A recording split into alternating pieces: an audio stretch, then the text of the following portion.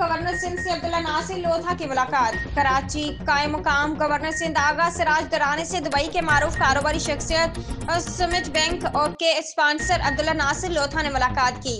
मुलाकात के मौके पर सुमित बैंक के बोर्ड ऑफ डायरेक्टर के रुकन सलमान फाजली और CEO सदर जवाद माजिद भी मौजूद थे।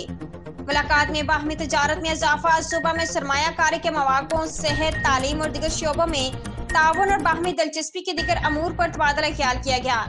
कायम मकाम गवर्नर सिंध ने कहा कि सूबा सिंध में सरमायाकारी के साजगार मौक़े मौजूद हैं। आगा सिराज खान दरानी ने कहा कि मुल्क के माशी हब कराची में सेहत, तालीम और तवानाई के शोबों में सरमायाकारी की जा सकती है। उन्होंने मजीद कहा कि सरमायाकारों को हर मुमकिन मदद और ताउन फराहम करेंगे। अब्दुल्ला नासिर लोधा ने कहा कि सूबा में सरमायाकारी के मौक़ों से फ़ायदा उठाना चाहते हैं।